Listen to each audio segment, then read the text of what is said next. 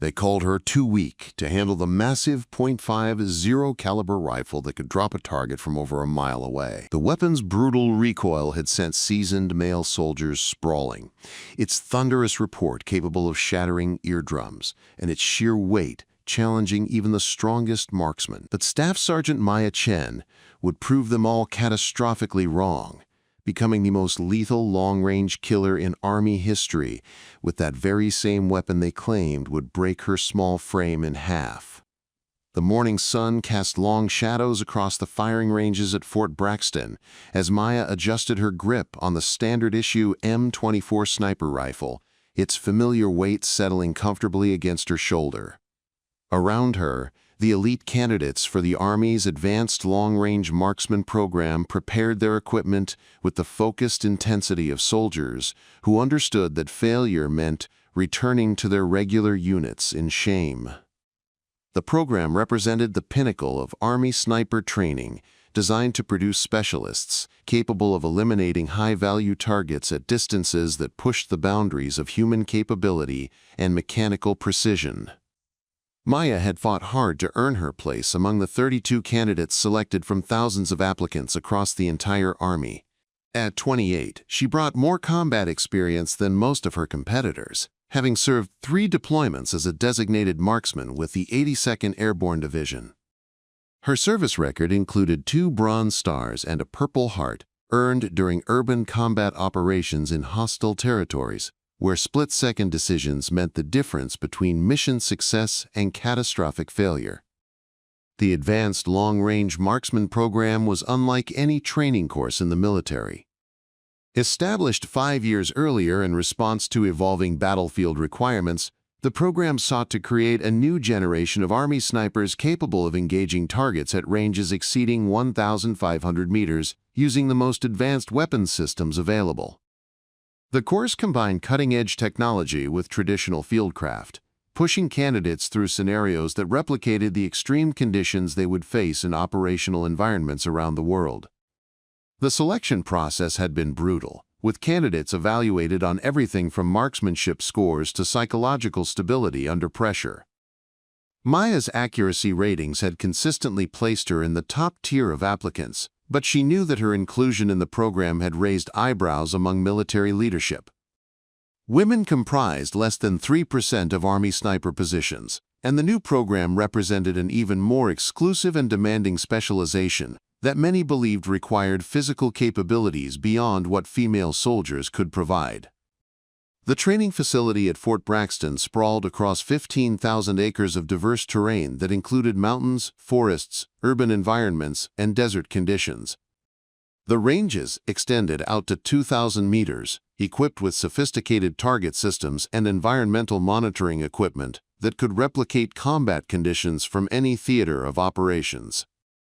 The facility represented a $200 million investment in creating the world's most advanced sniper training program, designed to maintain American military superiority in an era of evolving threats and increasing technological sophistication among potential adversaries.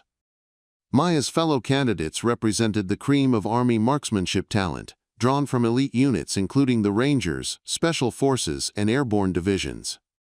Each one had demonstrated exceptional shooting ability and tactical acumen in their previous assignments, earning recommendations from commanders who understood the demanding standards required for advanced sniper training. The competition among candidates was fierce, with rankings posted weekly and bottom performers facing elimination from the program. Sergeant First Class Robert Torres had emerged as the unofficial leader among the male candidates, his reputation built on exceptional performance during previous sniper courses and multiple combat deployments where his accuracy had earned him legendary status within the special operations community. Torres carried a custom-built precision rifle that incorporated the latest technological advances, including computerized ballistic systems and advanced optics that cost more than most soldiers' annual salaries.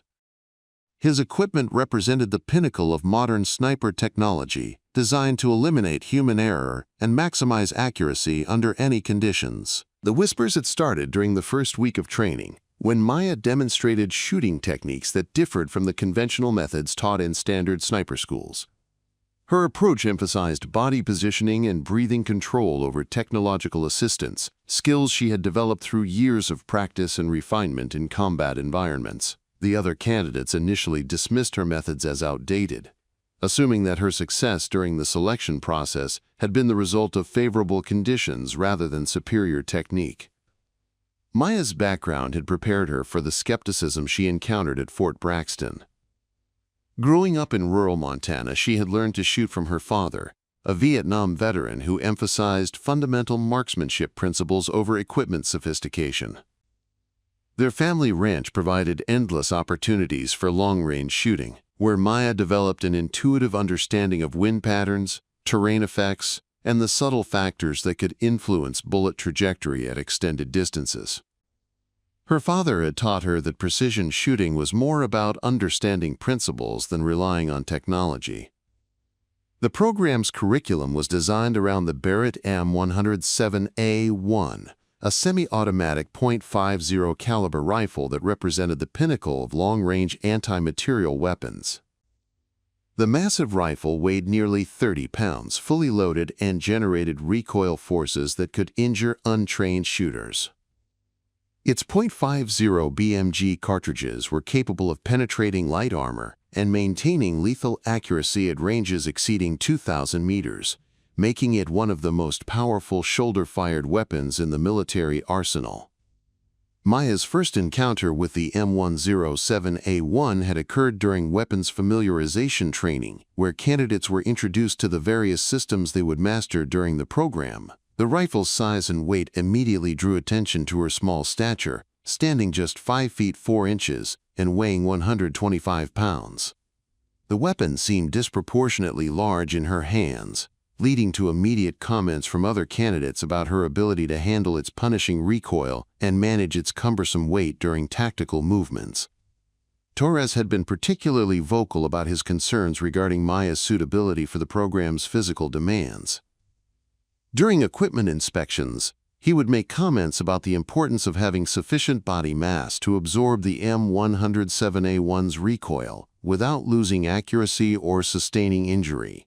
His observations were shared by many of the male candidates, who viewed Maya's presence as potentially dangerous to herself and potentially detrimental to the program's mission of producing combat-ready snipers. The program's instructors maintained professional neutrality regarding Maya's participation, but their concerns were evident in the additional safety briefings and modified training protocols implemented whenever she handled the .50 caliber rifle. Master Sergeant David Reynolds, the program's senior instructor, had served as an Army sniper for over 20 years and had seen the devastating effects that improper technique could have when dealing with powerful weapon systems. His experience made him cautious about candidates who might not possess the physical attributes traditionally associated with success in long-range precision shooting. The competitive atmosphere at Fort Braxton was intensified by the program's elimination structure, which removed the lowest-performing candidates every 2 weeks. The pressure to excel was constant, with candidates evaluated on accuracy, fieldcraft, physical fitness, and tactical knowledge. Maya understood that her performance would be scrutinized more closely than that of her male counterparts, as any failure would be attributed to the program's decision to include women in advanced sniper training. The daily training schedule was grueling, beginning at 0500 hours, with physical fitness training specifically designed to build the strength and endurance required for sniper operations. Candidates carried full equipment loads over challenging terrain, practicing the movement techniques they would need to reach shooting positions while remaining undetected by enemy forces. The physical demands were significant, testing candidates' abilities to maintain accuracy and focus, even when exhausted from extended tactical movements. Maya's approach to the physical training differed from that of her larger, stronger, male counterparts.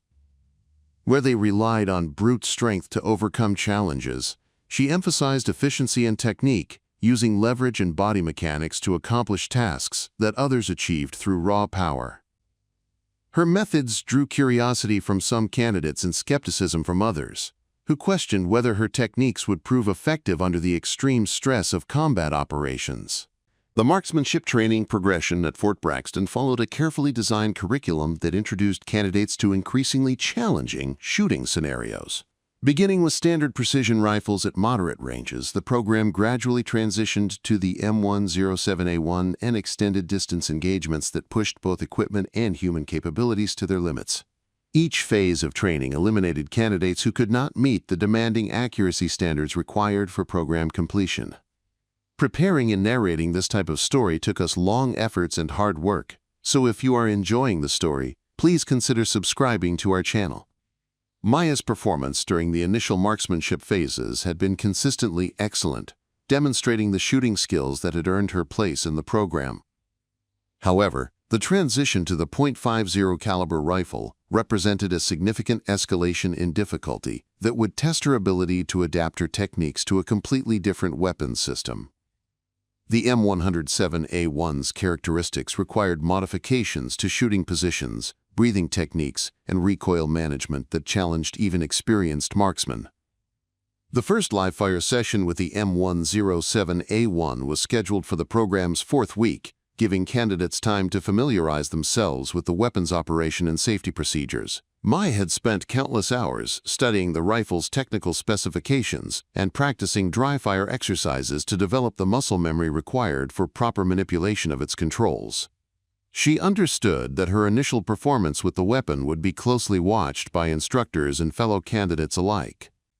The anticipation surrounding Maya's first shots with the .50 caliber rifle had created an atmosphere of expectation among the other candidates. Many were genuinely curious about whether her techniques would prove effective with such a powerful weapon, while others seemed to be waiting for confirmation of their predictions about her inability to handle the rifle's demands. The pressure was intense, but Maya had learned throughout her military career to convert external pressure into internal focus. The morning of the M107A1 familiarization arrived with clear skies and minimal wind, ideal conditions for candidates to experience the weapon's capabilities without the additional challenges of adverse weather. Maya arrived at the range early, spending time reviewing her shooting plan and mentally preparing for the challenges ahead. She knew that this moment would likely define her future in the program and potentially influence military policy regarding women in advanced sniper roles. The moment Maya wrapped her fingers around the M107A1's pistol grip, the difference in her approach became immediately apparent to everyone watching. While the other candidates attempted to muscle the massive rifle into traditional shooting positions, fighting against its weight and bulk, Maya seemed to flow around the weapon like water, finding its natural course. Her movements were deliberate and economical, each adjustment serving a specific purpose in creating harmony between shooter and rifle rather than domination over it. Where Torres and the other male candidates gripped the weapon with visible tension, their muscles straining to maintain control over the Barrett's intimidating presence, Maya's hand settled onto the rifle with an almost casual familiarity. Her left hand found the foregrip with fingertips barely touching, allowing the weapon to rest naturally in the pocket between her thumb and index finger. Her right hand encircled the pistol grip with just enough pressure to maintain control, while preserving the sensitivity needed for precise trigger manipulation. The conventional wisdom taught in every military marksmanship manual emphasized the importance of firm, aggressive contact with the weapon. Instructors drilled into candidates the need to dominate their rifles, to impose their will through strength and determination. The M107A1, with its reputation for punishing recoil and unforgiving nature, seemed to demand this approach even more than lighter weapons. Every candidate except Maya had adopted variations of this philosophy, their shooting positions reflecting the military's traditional emphasis on power and control. Maya's positioning technique drew immediate attention from the observing instructors and fellow candidates. Instead of the rigid, locked-down stance that others employed, she arranged her body in a configuration that seemed almost relaxed in comparison.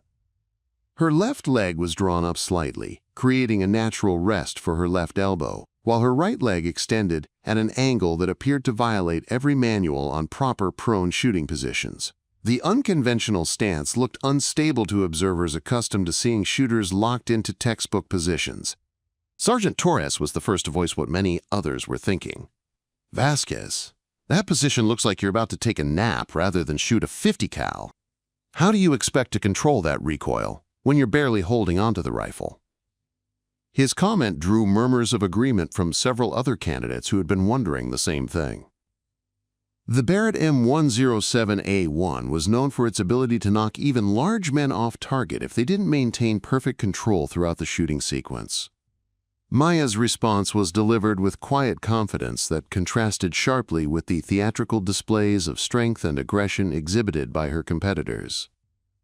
"The rifle doesn't care how strong I am," she said, making minute adjustments to her position that were almost imperceptible to observers. "It only cares whether I understand how it wants to behave."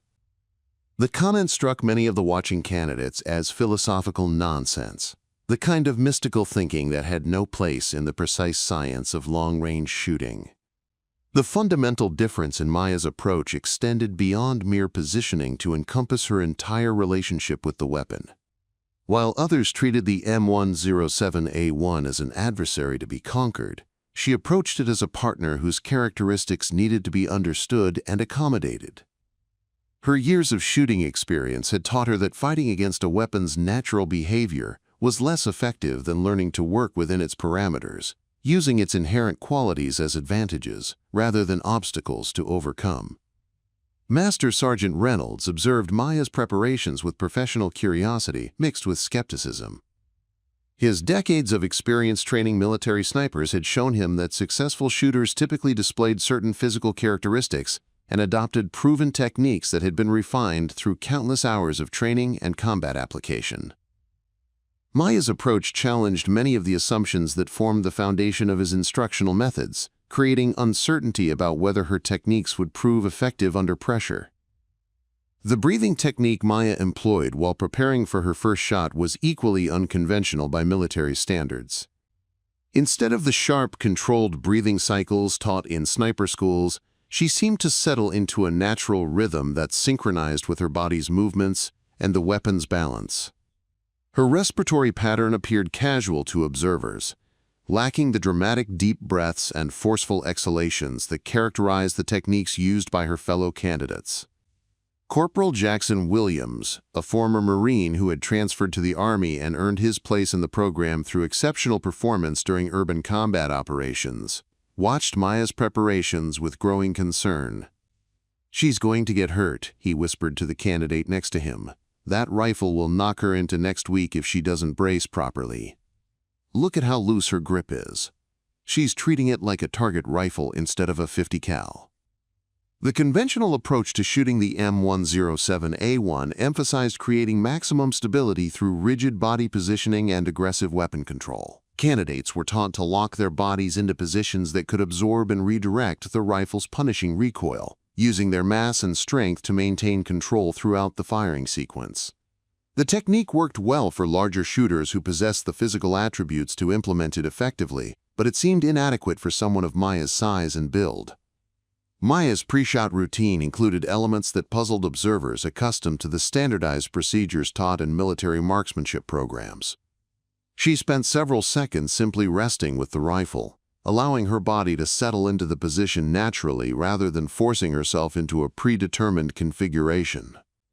Her eyes remained closed during this process, seemingly feeling for the weapon's balance point and her body's natural alignment with the target. The sight picture Maya established through the M107A1 scope appeared different from the aggressive target acquisition displayed by other candidates. Where they seemed to attack the target visually, adjusting their scopes with rapid, decisive movements, Maya's approach was more contemplative. She made small adjustments to her scope settings based on factors that weren't immediately apparent to observers, fine-tuning her sight picture with patience that contrasted sharply with the urgency displayed by her competitors. Heron Torres, whose own shooting preparation involved a complex series of calculations using electronic ballistic computers and environmental monitoring equipment, found Maya's seemingly intuitive approach frustrating to watch. His high-tech systems provided precise data about wind speed, temperature, humidity, and atmospheric pressure, allowing him to make mathematical adjustments that eliminated guesswork from long-range shooting. Maya's method appeared to rely on subjective observations, that couldn't be quantified or verified through scientific instruments. The ammunition Maya selected for her first shots represented another departure from conventional wisdom. While other candidates loaded their rifles with match-grade ammunition specifically designed for maximum accuracy at extended ranges, Maya chose standard military ball ammunition that cost a fraction of the precision rounds favored by her competitors. Her selection drew questions from instructors who wondered whether she understood the performance differences between ammunition types and their impact on accuracy at long range. Maya's explanation of her ammunition choice revealed the depth of thought behind decisions that appeared casual or uninformed to others. "I want to understand what this rifle can do with standard ammunition before I start relying on premium components," she explained when questioned by Master Sergeant Reynolds. "If I can't shoot accurately with basic ammunition, then expensive rounds won't solve my fundamental problems." The reasoning was sound, but ran counter to the program's emphasis on using every available advantage to maximize performance. The loading procedure Maya employed was methodical and unhurried, contrasting with the sense of urgency displayed by candidates who seemed eager to prove their capabilities with the powerful rifle. She examined each cartridge carefully before insertion, checking for defects or inconsistencies that might affect performance. Her attention to detail was thorough, but appeared excessive to observers who were accustomed to the rapid ammunition handling techniques emphasized in military training. The final position Maya assumed before firing drew the most skeptical comments from watching candidates and instructors. Her body appeared almost casual in its arrangement, lacking the obvious tension and muscular engagement that characterized proper rifle shooting positions according to military doctrine. Her grip on the weapon remained light, her breathing remained natural, and her overall posture suggested someone preparing for a leisurely afternoon of target shooting, rather than a high-stakes evaluation with a notoriously difficult weapon. Corporal Sarah Mitchell, one of only 2 other women in the program, watched Maya's preparations with a mixture of hope and concern.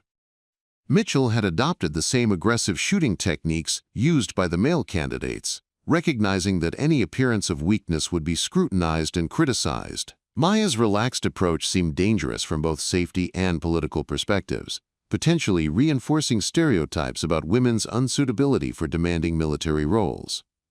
The moment before Maya's first shot created a tension that was palpable throughout the observation area.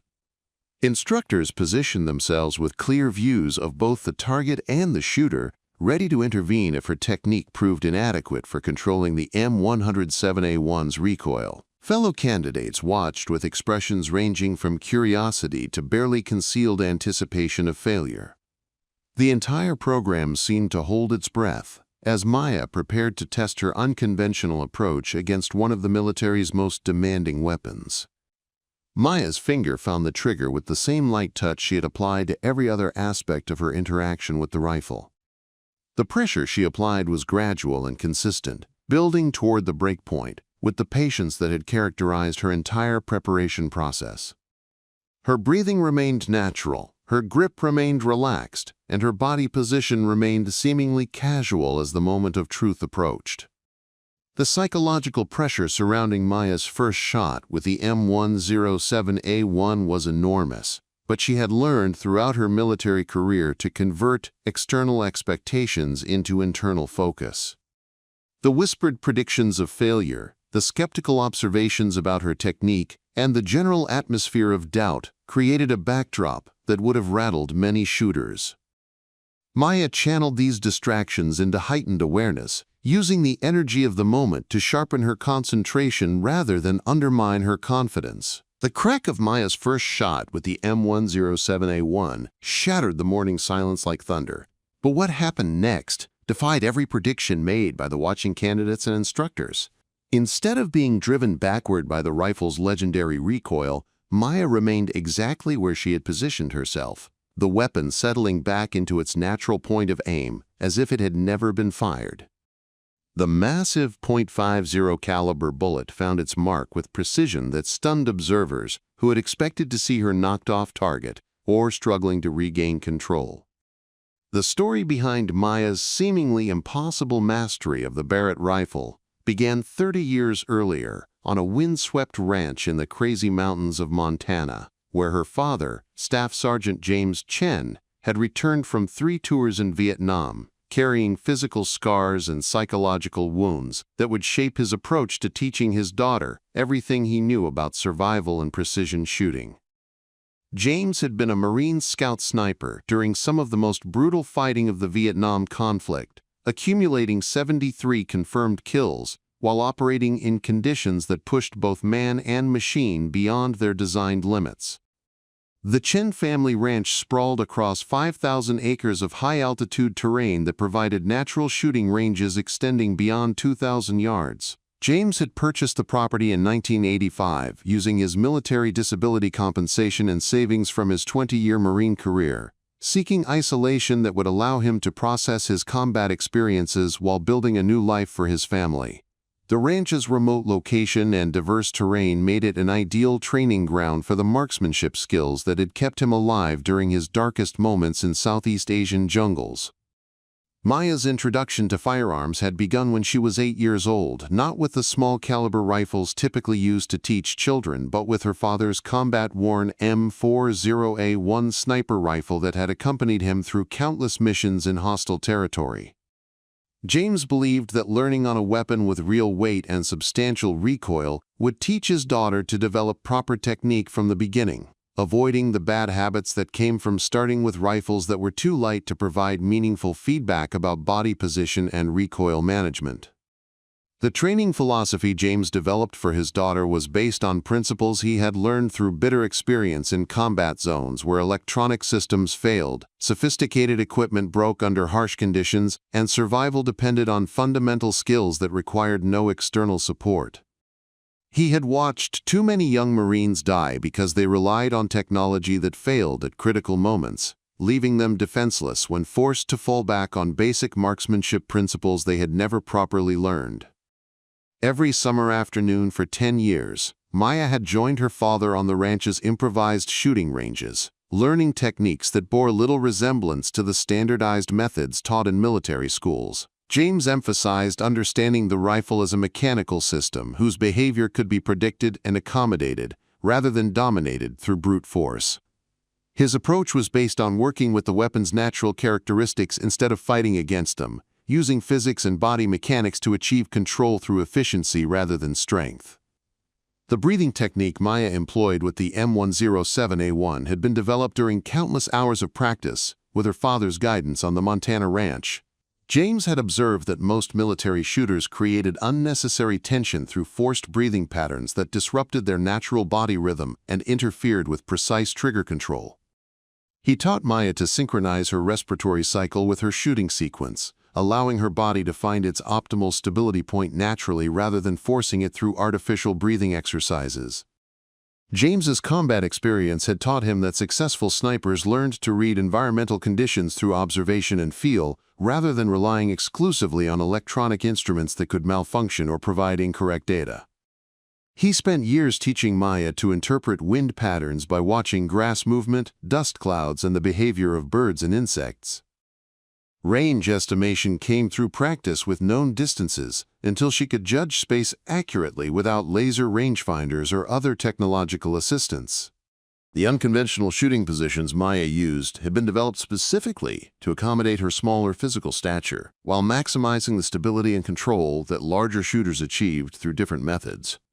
James recognized that his daughter would never possess the raw strength of male soldiers, so he focused on teaching her to use leverage, body mechanics, and weapon balance to achieve the same results through superior technique.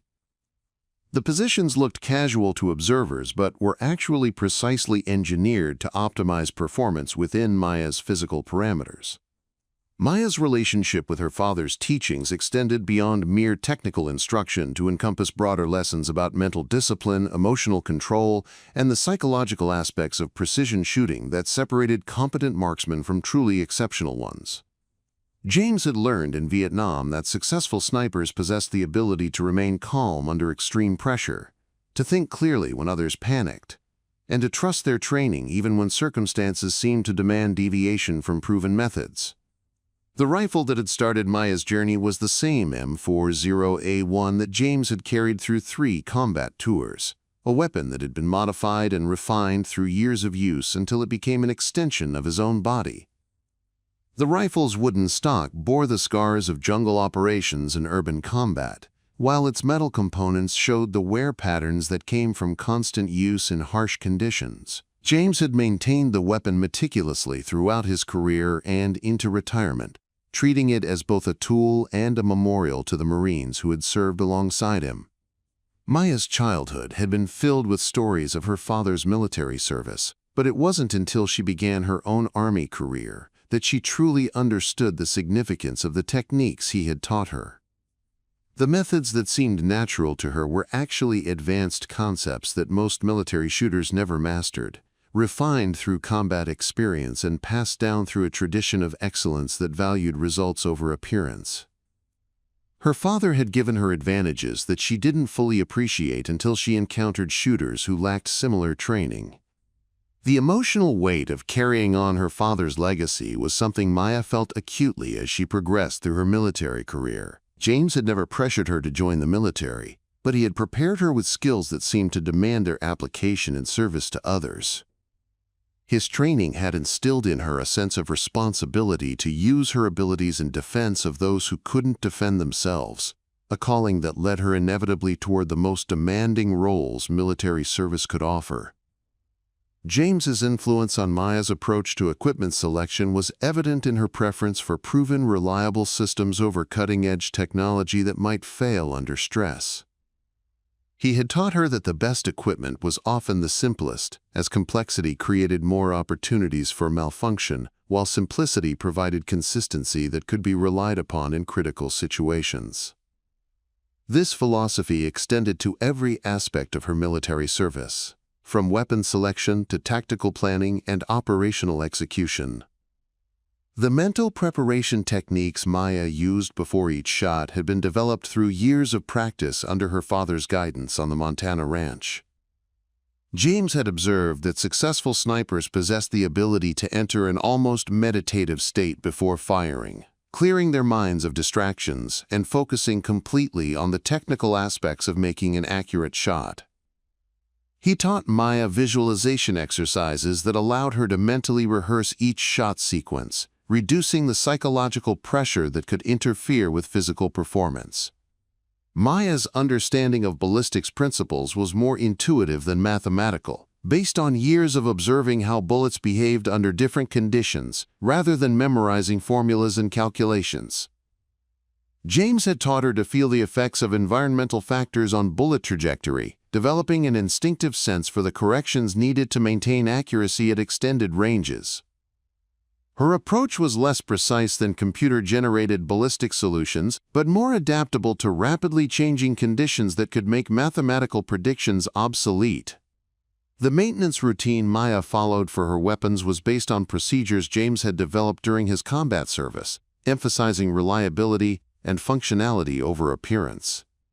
She could disassemble and reassemble complex weapon systems by touch alone, identifying potential problems through subtle changes in the way components fitted together. Her attention to mechanical detail was exhaustive but efficient, focusing on the aspects of weapon maintenance that actually affected performance rather than cosmetic considerations. Maya's tactical movement techniques reflected her father's emphasis on efficiency and stealth over speed and aggression. James had learned in Vietnam that successful snipers moved deliberately and carefully, using terrain and natural concealment to remain undetected rather than relying on rapid movement to avoid enemy contact. He taught Maya to think several moves ahead, planning her routes and positions to maximize effectiveness while minimizing exposure to hostile observation or fire. The philosophy that guided Maya's approach to military service was rooted in her father's teachings about duty, sacrifice, and the responsibility that came with possessing lethal skills. James had impressed upon her that the ability to take human life was both a privilege and a burden that demanded the highest standards of character and judgment. He taught her to view her marksmanship abilities as tools for protecting others, rather than personal achievements to be celebrated, a perspective that shaped her interactions with fellow soldiers and superiors throughout her career. Maya's decision to pursue advanced sniper training was motivated partly by her desire to honor her father's service and partly by her recognition that her unique skills could serve a greater purpose in military operations. She understood that few soldiers possessed the combination of technical proficiency and mental discipline required for success in the most demanding shooting roles, and she felt obligated to use her abilities where they could have the greatest impact on mission success and soldier survival. The emotional connection Maya felt to her father's teachings intensified as she faced skepticism and doubt from fellow soldiers who couldn't see past her physical appearance to recognize her capabilities. Each challenge to her competence was also a challenge to the validity of the training methods James had developed, and the sacrifices he had made to pass them on to his daughter. She carried the weight of proving that his legacy had value in contemporary military operations, a responsibility that motivated her to excel, even when others expected her to fail. The mess hall at Fort Braxton had become a minefield of unspoken tensions and carefully orchestrated social dynamics in the weeks following Maya's initial success with the M107A1, where conversations once flowed freely among candidates discussing techniques, equipment modifications, and shared experiences from their previous units. An invisible barrier now separated Maya from her peers. The collective silence that descended whenever she approached a table spoke louder than any direct confrontation, creating an atmosphere of isolation that permeated every aspect of her daily existence at the facility. Sergeant Torres had emerged as the architect of Maya's social exile, though his methods were subtle enough to avoid official notice from the program's instructors. His approach involved strategic conversations timed to occur just as Maya entered common areas, discussions that would immediately shift to topics designed to highlight her differences from the group. When she walked into the equipment room, Torres would launch into detailed explanations of why certain gear modifications were essential for larger-framed shooters. In the physical training areas, he would emphasize the importance of raw strength in tactical movement scenarios that Maya might find challenging. The psychological warfare Torres conducted was sophisticated in its subtlety and devastating in its effectiveness. He never directly criticized Maya's performance or questioned her abilities in ways that could be documented or reported. Instead, he created an environment where her presence became a source of discomfort for other candidates who found themselves caught between their growing respect for her shooting abilities and their desire to maintain social cohesion within the group. The resulting tension made every interaction fraught with unspoken complications that exhausted Maya's emotional reserves. Corporal Williams, who had initially expressed genuine curiosity about Maya's techniques, began avoiding eye contact during training exercises and stopped asking questions about her unconventional methods. His transformation was particularly painful for Maya because it represented the loss of what had seemed like a potential ally in an increasingly hostile environment. Williams had shown signs of understanding that her approach might have merit, but the social pressure from Torres and his supporters had gradually worn down his willingness to associate with her publicly. The isolation extended beyond mere social interactions to encompass practical aspects of training that made Maya's daily existence more difficult and stressful. Group study sessions that had previously included all candidates now occurred without her knowledge, leaving her to prepare for examinations and practical exercises without the benefit of collaborative learning that her peers enjoyed. Equipment sharing, which had been common during the program's early weeks, became unavailable to Maya as other candidates claimed their gear was already committed to their training partners. Maya's attempts to maintain professional relationships with her fellow candidates were met with polite but distant responses that made clear her exclusion from the informal networks that developed among military personnel. Invitations to join evening discussions about tactics and techniques were extended to everyone except Maya, creating obvious gaps in her access to information that could affect her performance. The message was clear. Her success would have to be achieved without the support systems that sustained other candidates through the program's demanding requirements. The cafeteria became a particularly visible symbol of Maya's isolation, with seating arrangements that evolved organically to exclude her from the tables where animated discussions occurred among groups of candidates. She found herself eating alone while watching her peers engage in the type of professional bonding that typically characterized elite military training environments. The physical separation during meals was accompanied by the absence of the informal information sharing that occurred when soldiers relaxed together after demanding training days. Master Sergeant Reynolds had begun to notice the social dynamics developing among the candidates, though his options for intervention were limited by the informal nature of the exclusion Maya experienced. Military leadership doctrine emphasized the importance of unit cohesion and teamwork, but the advanced sniper program also placed premium value on individual performance and self-reliance. Reynolds found himself in the difficult position of observing behavior that concerned him professionally while being unable to address it directly without potentially undermining the competitive atmosphere essential to the program's success. The gossip network that existed among the support staff and junior instructors at Fort Braxton had begun to reflect the tensions surrounding Maya's presence in the program. Rumors circulated about her background, her father's influence on her training, and speculation about whether political pressure had influenced her selection for the course. The whispered conversations created an atmosphere where Maya's achievements were constantly questioned and her motivations scrutinized in ways that her male counterparts never experienced. Maya's roommate situation had evolved into another source of daily stress as Corporal Mitchell, the program's other female candidate, struggled to balance her desire to support another woman with her recognition that association with Maya could damage her own standing among the male candidates. Mitchell had adopted the same aggressive shooting techniques used by the men, consciously avoiding any appearance of the unconventional methods that made Maya a target for criticism. The tension between the two women was palpable during their shared living arrangements, creating discomfort in what should have been Maya's only refuge from the hostile atmosphere elsewhere. The psychological pressure Maya experienced was compounded by her growing awareness that her performance was being evaluated by different standards than those applied to her male counterparts. Every minor mistake or suboptimal result was subjected to intense scrutiny and analysis that sought to identify fundamental flaws in her approach or preparation.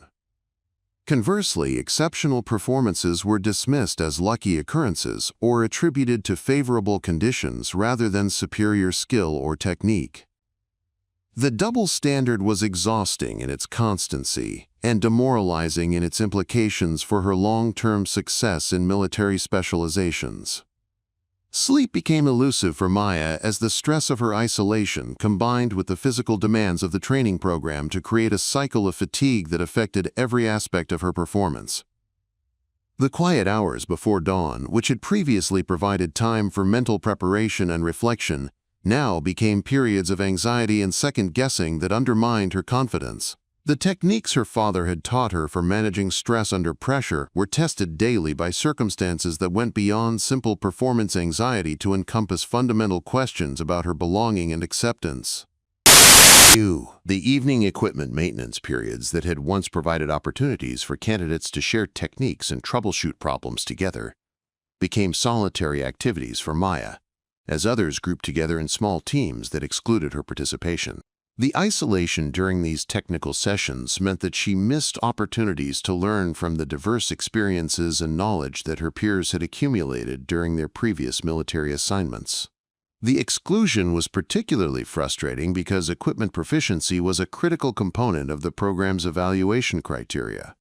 Maya's phone calls home to her father became more frequent and emotionally charged as she struggled to maintain the mental discipline required for success while dealing with the psychological pressures of her social isolation. James had experienced similar challenges during his military service when his unconventional techniques had drawn skepticism from peers who couldn't understand his methods. His advice focused on maintaining focus on performance objectives while ignoring distractions that couldn't directly affect her shooting or tactical capabilities. The physical training sessions became opportunities for Maya's peers to subtly demonstrate their belief that she lacked the physical capabilities required for advanced sniper operations. Group exercises were conducted with intensity levels designed to expose any weaknesses in her strength, endurance, or tactical movement abilities. The challenges were within normal parameters for the program, but were applied with particular scrutiny when Maya participated, creating additional pressure that her male counterparts didn't experience during the same activities. Maya's personal journal, which she had maintained throughout her military career as a tool for processing experiences and maintaining perspective, began to reflect the emotional toll of her isolation and the constant pressure to prove herself worthy of her place in the program. The entries revealed her growing recognition that success in the program would require not only exceptional shooting performance, but also the psychological resilience to withstand sustained social rejection and professional skepticism. The competitive rankings that were posted weekly became sources of both validation and increased pressure for Maya, as her consistent placement in the top positions contradicted the predictions and expectations of her critics. Rather than gaining acceptance through demonstrated competence, her success seemed to intensify the resentment and skepticism directed toward her by peers who had expected her to fail early in the program. The paradox of achieving recognition through performance while experiencing increased social rejection created cognitive dissonance that challenged her understanding of military culture and professional relationships.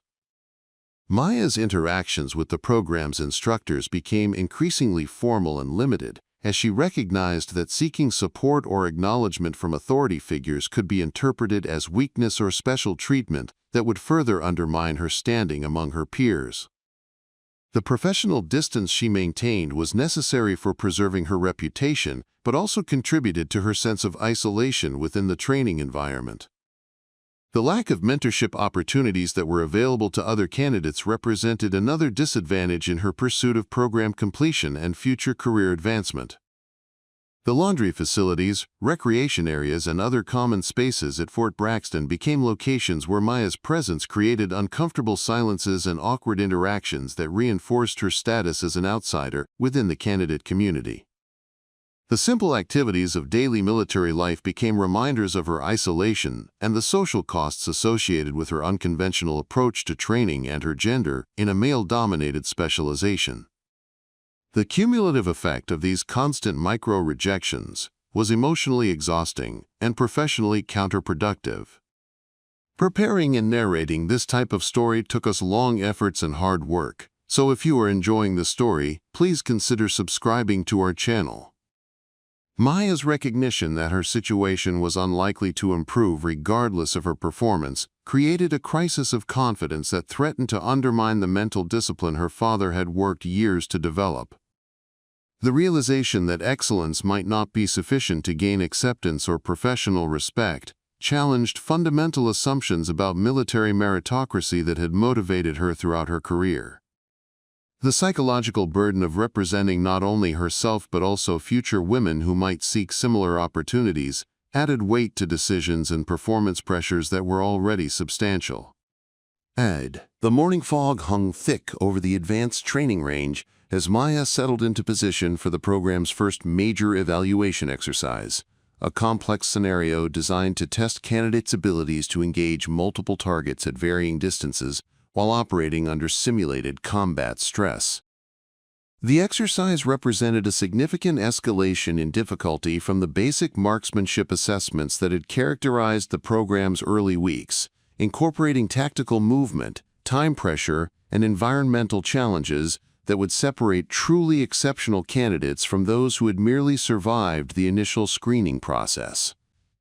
Maya's shooting position overlooked a valley where 12 targets had been positioned at ranges extending from 800 to 1,600 meters, each one requiring precise calculation of ballistic factors and environmental compensation that pushed the M107A1 to its operational limits. The targets themselves were designed to replicate high-value objectives that snipers might encounter in operational environments, including simulated enemy commanders, equipment operators, and tactical assets, whose elimination could significantly impact battlefield dynamics. The exercise parameters included strict time limitations that forced candidates to balance speed with accuracy, creating pressure that often caused even experienced marksmen to make errors in judgment or execution. Candidates were required to engage all 12 targets within a 40-minute window, while documenting each shot with photographic evidence and maintaining detailed records of their ballistic calculations and environmental observations. The complexity of the requirements was designed to overwhelm candidates who lacked superior organizational skills and mental discipline. Master Sergeant Reynolds observed Maya's preparation routine with growing interest as she established her shooting position using techniques that differed significantly from the standardized methods taught in military sniper schools. Where other candidates created elaborate equipment arrays with ballistic computers, electronic weather stations, and advanced optical systems, Maya's setup appeared almost primitive by comparison. This preparation involved careful observation of natural environmental indicators and methodical adjustment of her rifle's basic mechanical systems. The weather conditions for the evaluation were deliberately challenging, with gusting winds that changed direction unpredictably and varying light conditions that tested candidates' abilities to adapt their techniques in real time.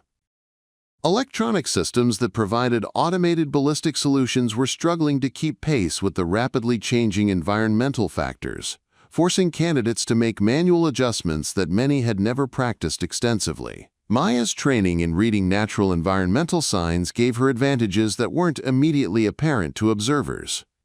Corporal Martinez, positioned at an adjacent firing point, watched Maya's initial target acquisition process with curiosity that had begun to replace his earlier skepticism. Her method of establishing sight pictures appeared casual compared to the aggressive target hunting displayed by other candidates, but her first shot sequence was completed with efficiency that impressed even Torres, who maintained his vocal criticism despite growing evidence that Maya's techniques were producing exceptional results. Maya's first target engagement demonstrated the effectiveness of her unconventional approach in ways that couldn't be dismissed or explained away by luck or favorable conditions. The target, positioned at 1,200 meters in conditions that were causing other candidates significant difficulty, was neutralized with her initial shot, despite wind gusts that exceeded 20 miles per hour. The accuracy was remarkable enough to draw attention from exercise supervisors who began observing her technique more closely.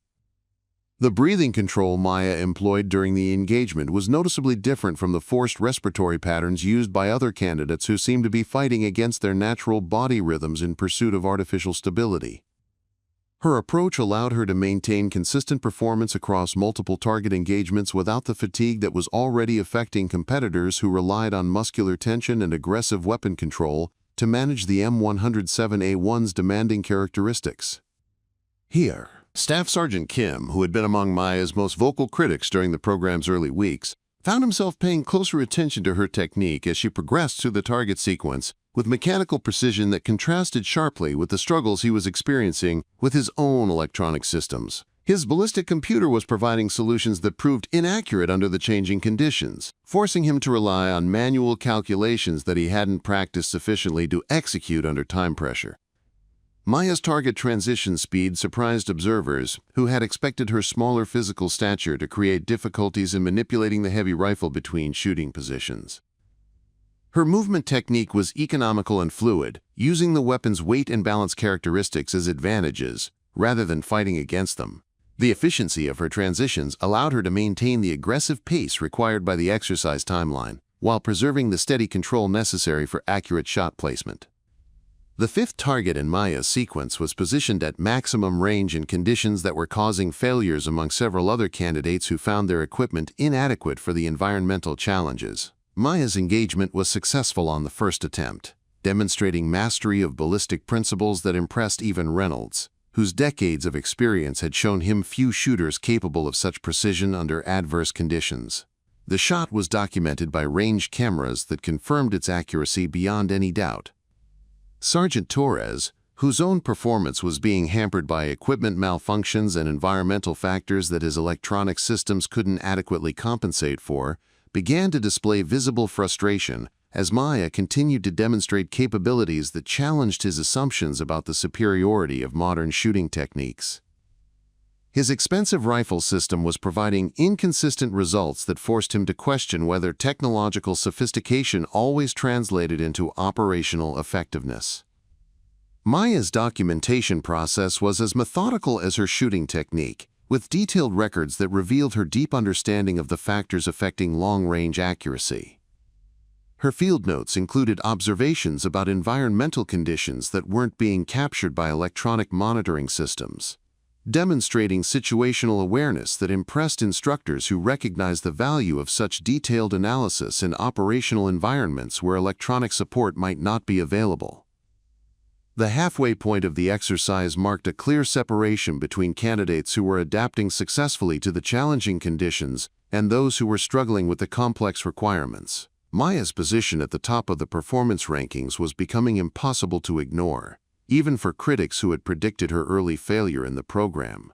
Her consistency across all target engagements demonstrated that her success wasn't based on lucky shots or favorable conditions, but on superior technique and preparation. Captain Sarah Rodriguez, the program's executive officer, had joined the observation team to witness Maya's performance after receiving reports from instructors who were impressed by her unconventional but effective methods. Rodriguez's combat experience included multiple deployments where she had worked with sniper teams, giving her the background necessary to recognize exceptional performance when she observed it. Her presence elevated the significance of the evaluation and increased pressure on all candidates. Maya's engagement of the 8th target required a shot across a valley where thermal conditions were creating significant mirage effects that distorted target images and complicated range estimation.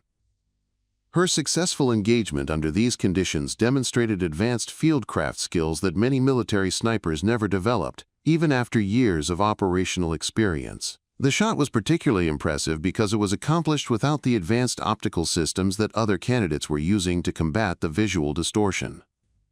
The psychological pressure affecting other candidates was becoming evident in their shooting performance as time constraints and equipment difficulties combined to create stress that interfered with their accuracy and decision-making processes. Maya's mental discipline allowed her to maintain consistent performance despite the same environmental challenges, demonstrating the effectiveness of the stress management techniques her father had taught her during their training sessions on the Montana ranch. Corporal Mitchell's struggles with the evaluation exercise were particularly visible as she attempted to apply the same aggressive techniques used by male candidates, despite their poor match with her physical characteristics and natural shooting style. Her performance suffered in comparison to Maya's, creating additional pressure as the program's other female candidate faced the possibility of elimination while Maya continued to excel. The contrast highlighted the importance of developing techniques suited to individual capabilities rather than adopting standardized approaches that might not be optimal for all shooters. Maya's 9th target engagement was complicated by an equipment malfunction that would have devastated most candidates' performance under the exercise's time constraints. A scope adjustment that had worked loose during the heavy recoil of previous shots required field repair that consumed precious minutes from her remaining time allocation. Her ability to diagnose and correct the problem quickly demonstrated mechanical proficiency that impressed instructors and revealed the value of her extensive experience with weapon maintenance and troubleshooting. The improvised solution Maya implemented for her scope problem involved techniques that weren't taught in standard military training but proved effective under field conditions where perfect solutions weren't available. Her adaptation demonstrated the type of resourcefulness that distinguished exceptional soldiers from those who could only operate effectively under ideal conditions.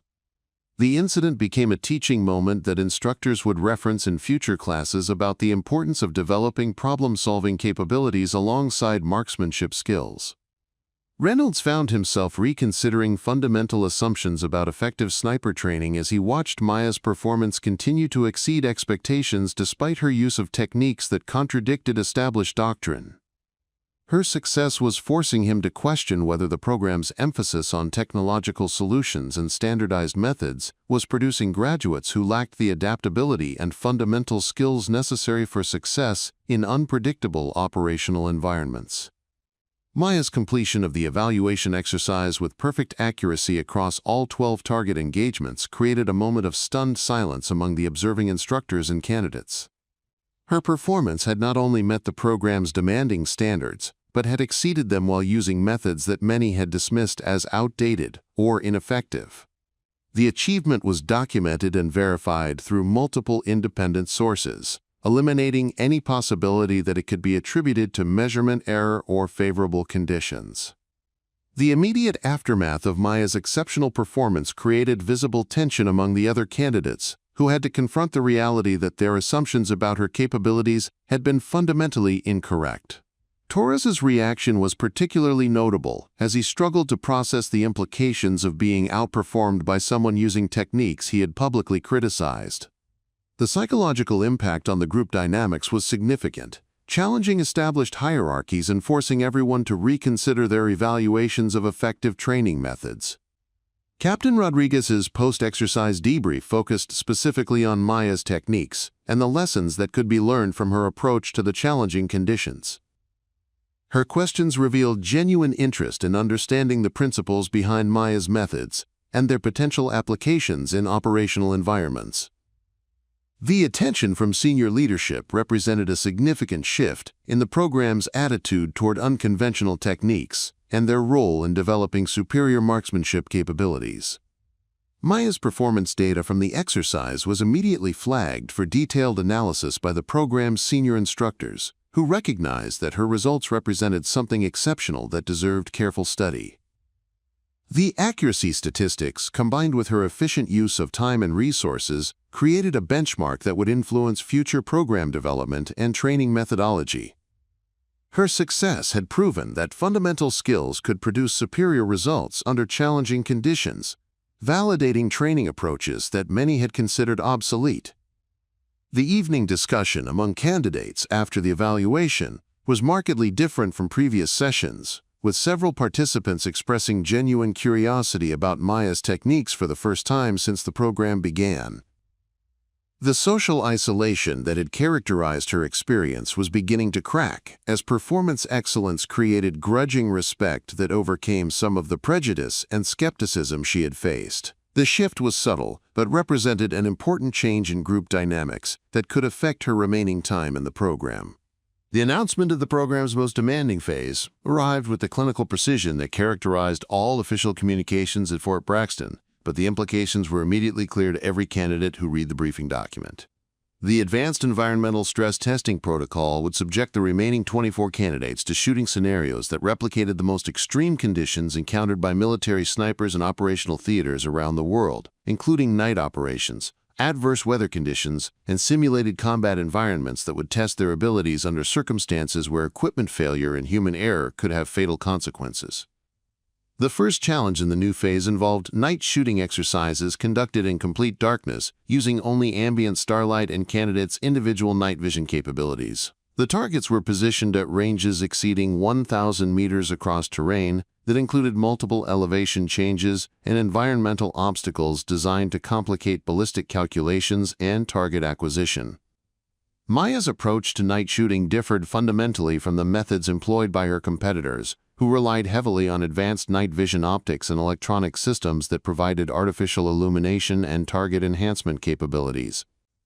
Maya's night vision equipment was deliberately basic compared to the sophisticated systems carried by other candidates, consisting of standard military-issue devices that provided adequate visibility but lacked the advanced features that characterized the high-end gear preferred by Torres and his supporters. Her decision to use simpler equipment was based on her father's teachings about maintaining proficiency with systems that would be available in any operational environment, rather than depending on specialized gear that might not be accessible during actual deployments. The training philosophy behind Maya's approach to night operations emphasized developing natural visual adaptation and situational awareness rather than relying on technological systems that could malfunction or be compromised by enemy action. James had taught her techniques for preserving night vision, reading terrain features in low-light conditions, and identifying targets through subtle visual cues that electronic systems might miss or misinterpret. The methods required extensive practice but provided capabilities that remained effective even when equipment failed. Sergeant Torres had invested heavily in cutting-edge night vision technology that provided clear target images and accurate range information under conditions where standard equipment would be inadequate. His thermal imaging scope could identify targets by their heat signatures and provide ballistic solutions that eliminated much of the guesswork associated with night shooting. The system represented a significant technological advantage that should have given him decisive superiority over competitors using less sophisticated equipment. The night shooting exercise began at 2,300 hours, with weather conditions that challenged even the most advanced optical systems available to the candidates. Overcast skies eliminated ambient starlight, while light rain created moisture conditions that interfered with electronic systems and optical clarity. The combination of darkness and precipitation created an environment where technological advantages could become liabilities if candidates lacked the fundamental skills necessary to adapt when their equipment performed below expectations. Maya's initial target acquisition process in the challenging conditions drew skeptical comments from observers who watched her spend significantly more time in preparation than competitors who were using electronic systems to locate and identify targets quickly. Her methodical approach appeared inefficient compared to the rapid target engagement displayed by candidates whose equipment provided immediate solutions to range estimation and ballistic calculation requirements. The first night target Maya engaged was positioned at 1,200 meters across a valley, where thermal conditions and moisture were creating significant complications for electronic optical systems. Several candidates had already missed their initial shots due to equipment malfunctions or miscalculations caused by environmental factors that their sophisticated systems couldn't adequately compensate for. Maya's successful engagement using basic equipment demonstrated capabilities that surprised instructors who had expected technological superiority to produce decisive advantages. See some more. Master Sergeant Reynolds observed Maya's night shooting technique with growing fascination as she demonstrated abilities that few military snipers ever developed, even after years of specialized training. Her movement in darkness was confident and efficient, suggesting familiarity with low-light operations that went beyond standard military instruction. The techniques she employed for maintaining visual adaptation and preserving night vision were advanced concepts that weren't typically taught until much later stages of sniper development. The psychological pressure associated with night operations was intensified by the isolation and disorientation that affected all candidates as they operated in unfamiliar terrain under conditions where mistakes could result in injury or equipment damage. Maya's mental discipline during night exercises reflected training that had prepared her for the unique stresses associated with operating in darkness, where normal visual reference points were absent and distances became difficult to judge accurately. Corporal Williams, whose performance during daylight operations had been consistently strong, found himself struggling with night shooting requirements that exposed limitations in his training and equipment proficiency. His expensive night vision system was providing inconsistent results in the moisture-laden atmosphere, forcing him to rely on backup techniques that he hadn't practiced sufficiently to execute effectively under pressure. The experience was humbling for someone who had questioned Maya's reliance on basic equipment and fundamental skills. The second phase of the environmental stress testing involved Arctic conditions simulation using specialized facilities at Fort Braxton that could create sub-zero temperatures and wind conditions that replicated the operational environments where military snipers might be deployed. The extreme cold affected equipment performance, ammunition behavior, and human physiological function in ways that required significant adjustments to shooting techniques and ballistic calculations. Maya's preparation for cold weather operations revealed another advantage of her fundamental approach to marksmanship training. Where other candidates struggled with equipment that malfunctioned in extreme temperatures or ammunition that behaved differently in cold conditions, Maya's understanding of basic ballistic principles allowed her to make appropriate adjustments based on environmental observation rather than depending on electronic systems that were failing under the harsh conditions. The M107A1's performance in Arctic conditions created challenges that tested the limits of both equipment and human endurance. The rifle's metal components conducted cold that made prolonged contact uncomfortable and potentially dangerous, while ammunition performance varied significantly from standard temperature conditions. Maya's technique for managing these challenges was based on cold weather training she had received from her father, who had served in winter conditions during his military career. Torres's struggles with the Arctic simulation were particularly visible, as his high-tech equipment suffered multiple failures that left him unable to complete several target engagements successfully.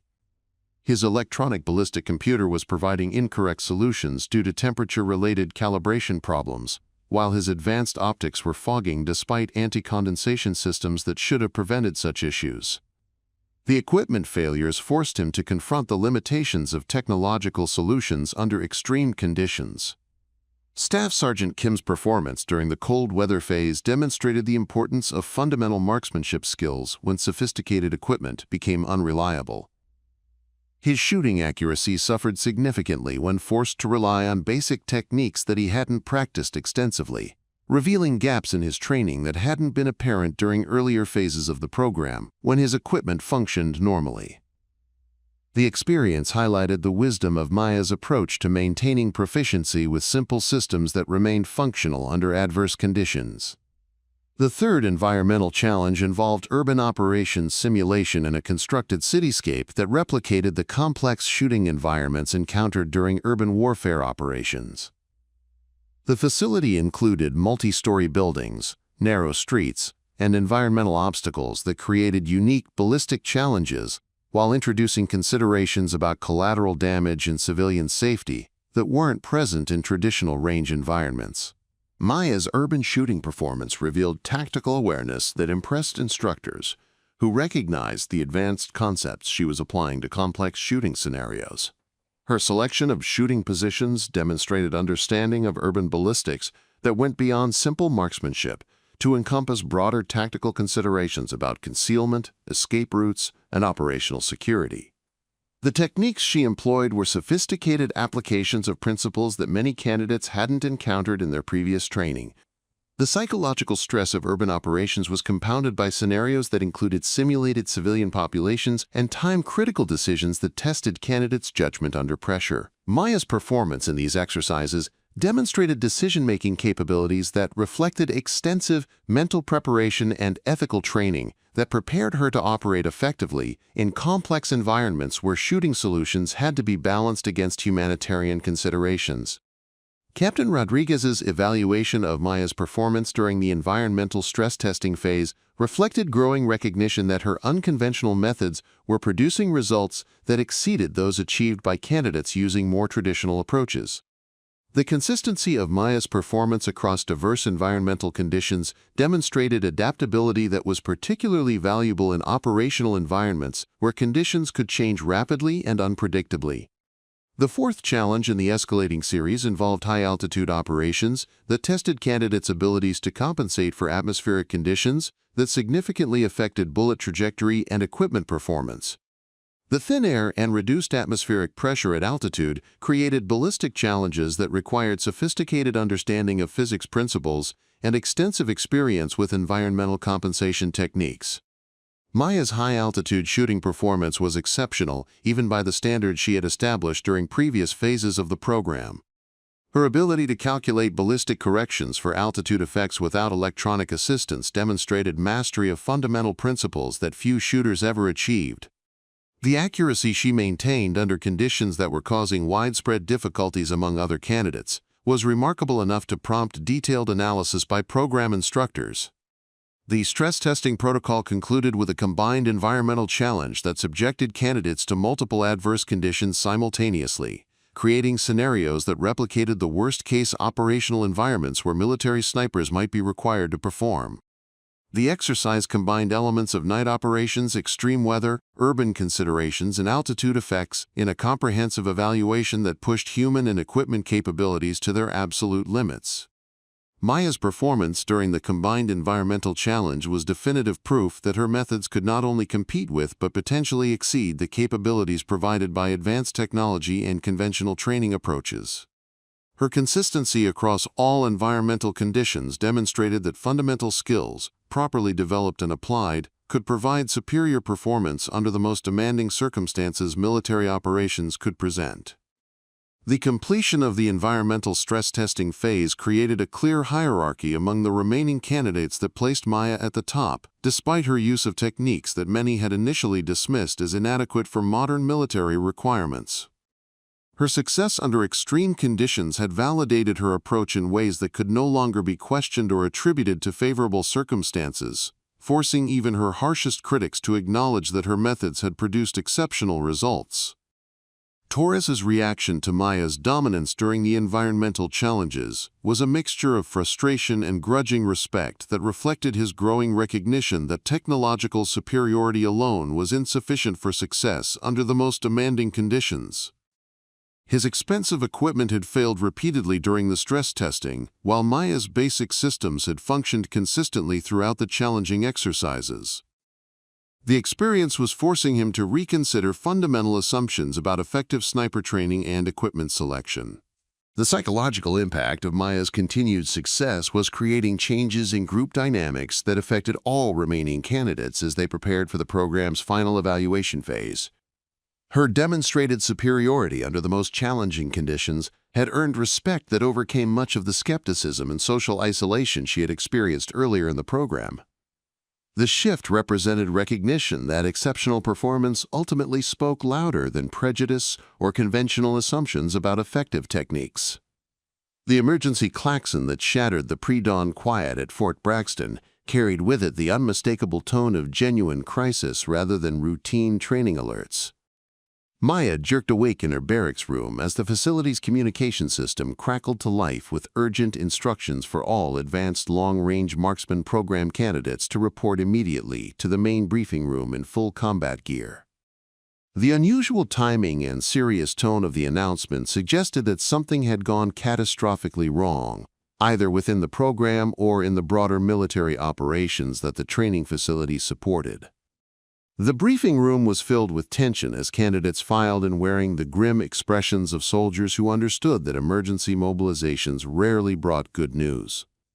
Master Sergeant Reynolds stood at the front of the room beside a large tactical display that showed satellite imagery of an industrial complex surrounded by hostile territory. His weathered face bore the stress lines that came from decades of making life-and-death decisions under pressure, and his posture suggested that the situation they were about to discuss would test every skill the candidates had developed during their months of intensive training. "Gentlemen and ladies," Reynolds began, his voice carrying the weight of authority earned through countless combat operations, "we have a developing situation that requires immediate response from qualified personnel. Intelligence reports indicate that American hostages are being held at this facility, and conventional rescue operations have been deemed too risky due to the defensive positions and terrain features surrounding the target area. Higher command has determined that precision elimination of specific high-value targets is necessary to create conditions for successful hostage extraction." The implications of Reynolds's briefing were immediately clear to every candidate in the room. This was not a training exercise or simulation, but an actual operational mission that would require real-world application of the skills they had been developing throughout the program. The selection of candidates for such a critical mission represented both an honor and a responsibility that could affect international relations and American lives, creating pressure that exceeded anything they had experienced during their training scenarios. Maya listened to the tactical briefing with growing awareness that the mission parameters would favor conventional approaches over the unconventional methods she had been using successfully throughout the program. The targets were positioned at extreme ranges across terrain that included multiple environmental challenges, but the time constraints and political sensitivity of the operation would require immediate success using proven techniques rather than experimental approaches that might fail under the enormous pressure of actual combat conditions. Colonel Patricia Hayes, the post commander at Fort Braxton, entered the briefing room with an entourage of senior officers whose presence elevated the significance of the situation beyond routine training operations. Hayes had built her reputation through successful command of special operations units in multiple theaters, and her involvement indicated that the mission had received attention from the highest levels of military leadership. Her evaluation of candidate performance during the operation would carry weight that extended far beyond the Advanced Long-Range Marksman program. "This operation represents the ultimate test of your training and capabilities," Colonel Hayes announced, her voice carrying the authority that came from years of command responsibility.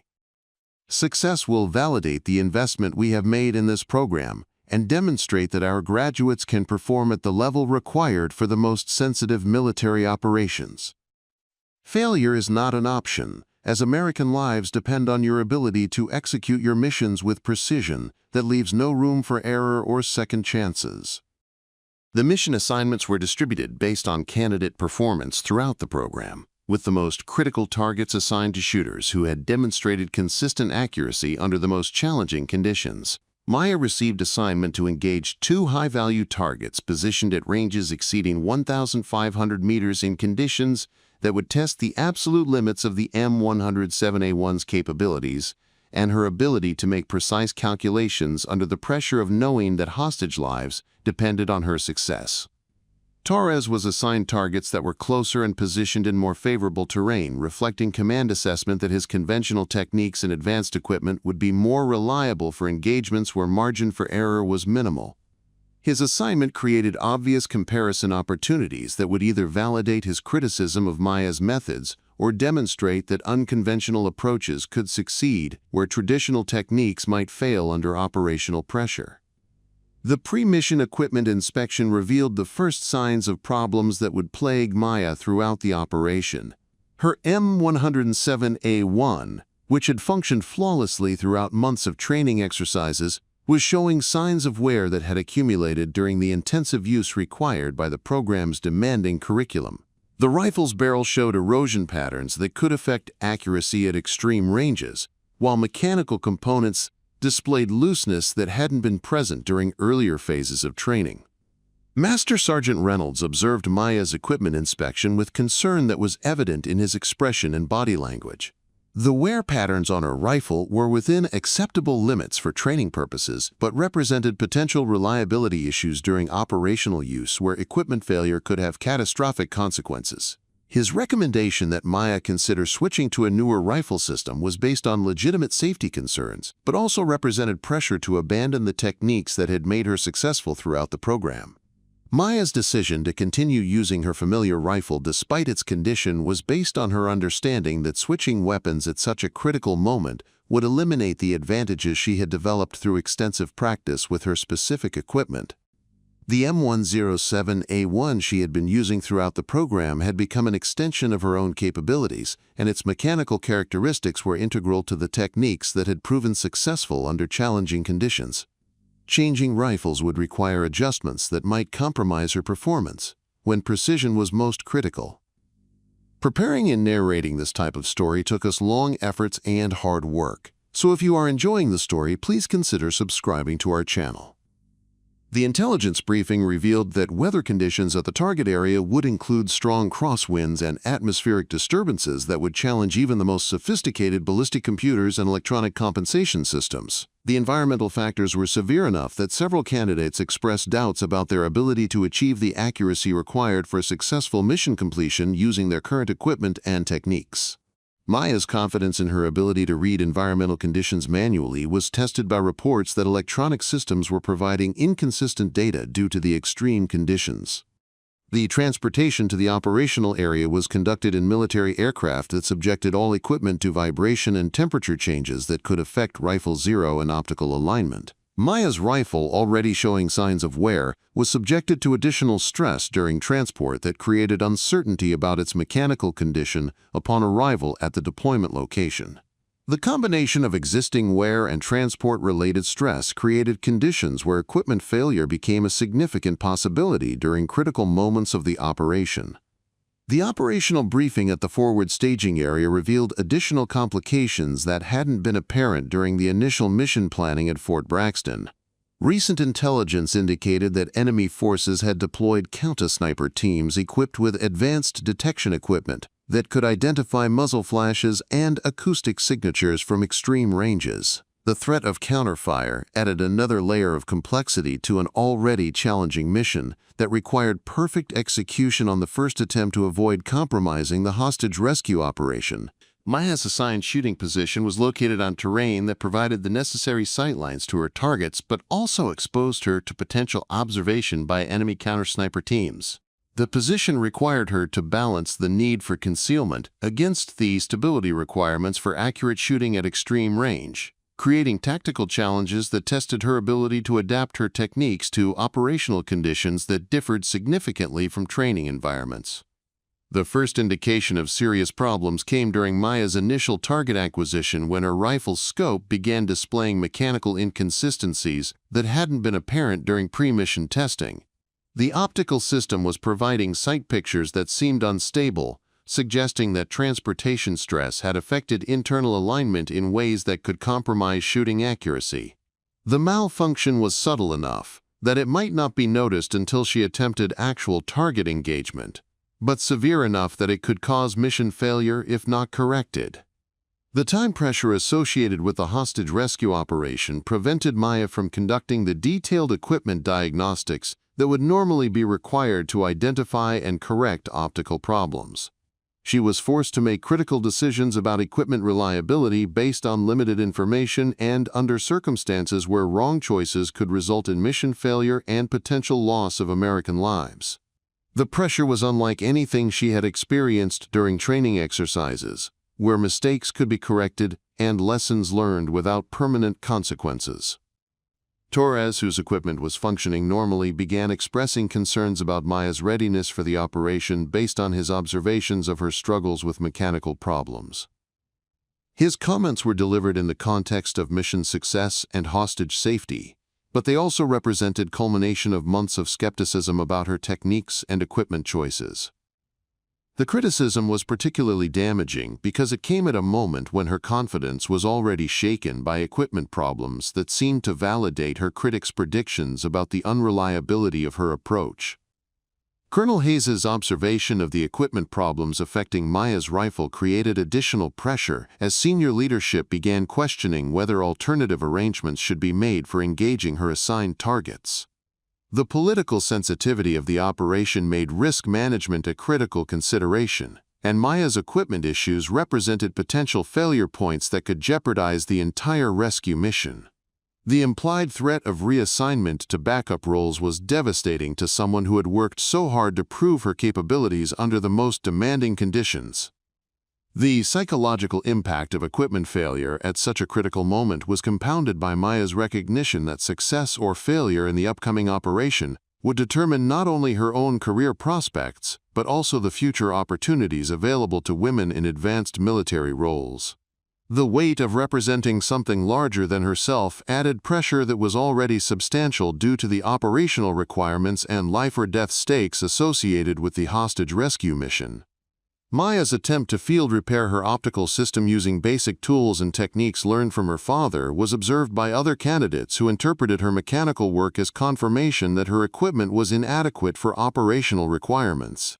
The perception that she was struggling with reliability issues that were affecting her combat readiness created doubt among team members who needed confidence in their colleagues' capabilities during such a sensitive operation.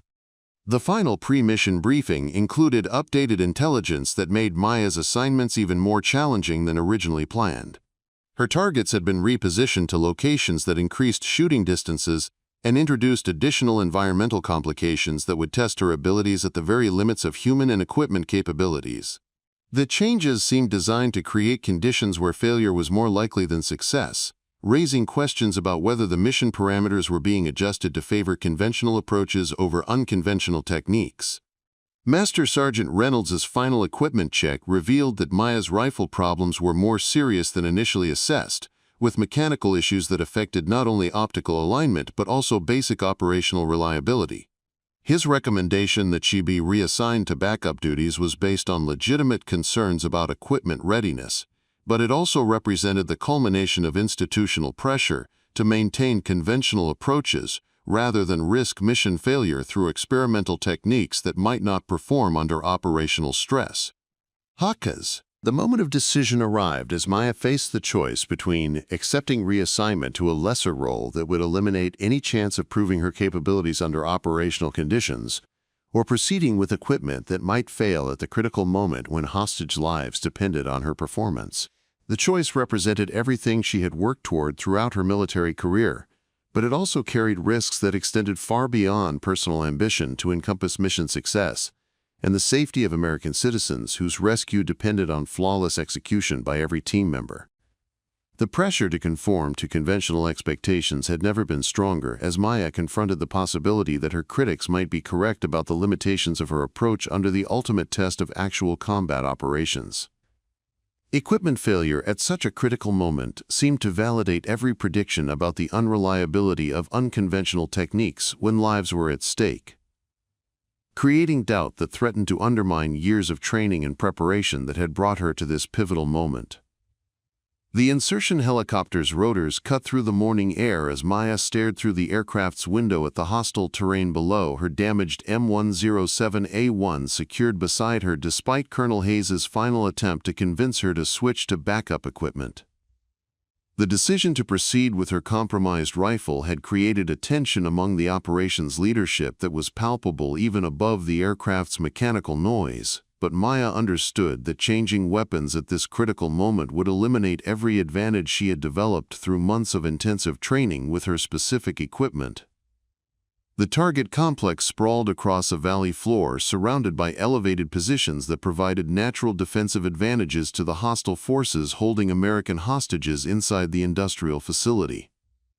Intelligence reports indicated that the enemy had positioned experienced marksmen at key locations throughout the area, creating overlapping fields of fire that would challenge any rescue attempt through conventional assault techniques. The precision elimination of specific high-value targets was essential for creating gaps in the defensive perimeter that would allow special operations forces to extract the hostages without sustaining casualties. Maya's assigned targets were positioned at the furthest ranges within the operational area, requiring shots that pushed the M107A1 to its absolute performance limits under environmental conditions that included strong crosswinds and atmospheric disturbances that were causing electronic ballistic computers to provide inconsistent solutions. The hostile forces had chosen their positions carefully, understanding that extreme range engagements would be difficult for conventional snipers using standard techniques and equipment. But they hadn't anticipated encountering someone with Maya's unconventional training and fundamental skill set. The landing zone was located 3 kilometers from Maya's assigned shooting position, requiring tactical movement across terrain that was under potential observation by enemy forces equipped with advanced surveillance systems. Her approach route had been planned to minimize exposure while providing access to the elevated position necessary for engaging her targets. But the weight of her rifle and the mechanical problems affecting its optical system created additional challenges that complicated every aspect of the movement phase.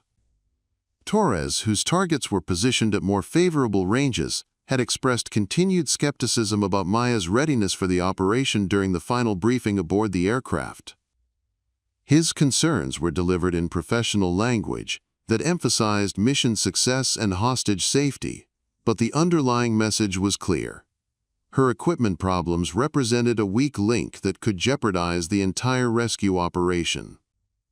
The criticism was particularly difficult to bear because it came from someone whose own performance throughout the program had been consistently strong, lending credibility to his assessment of her situation. Master Sergeant Reynolds had positioned himself as an observer for Maya's portion of the operation, ostensibly to provide tactical oversight, but actually to assess whether intervention might be necessary if her equipment failures proved too severe for mission completion. His presence represented both support and additional pressure, as Maya understood that his evaluation would influence not only the immediate operation, but also future policy decisions about unconventional techniques and women in advanced sniper roles. The movement to Maya's shooting position required 2 hours of careful navigation through terrain that included multiple exposure points where detection by enemy forces could compromise the entire operation. Her technique for tactical movement was based on principles her father had taught her about operating in hostile territory, emphasizing patience and observation over speed and aggression. The methods were time-consuming but effective, allowing her to reach her assigned position without detection, despite the mechanical problems that were affecting her equipment's performance.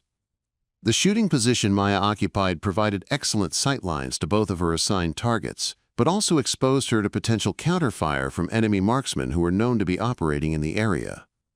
The tactical challenge was compounded by her rifle's optical problems, which were creating uncertainty about sight picture stability that could affect accuracy at the extreme ranges required for successful target engagement. The combination of tactical exposure and equipment unreliability created conditions where margin for error was virtually non-existent. Maya's initial assessment of environmental conditions revealed wind patterns and atmospheric disturbances that were even more challenging than intelligence reports had indicated.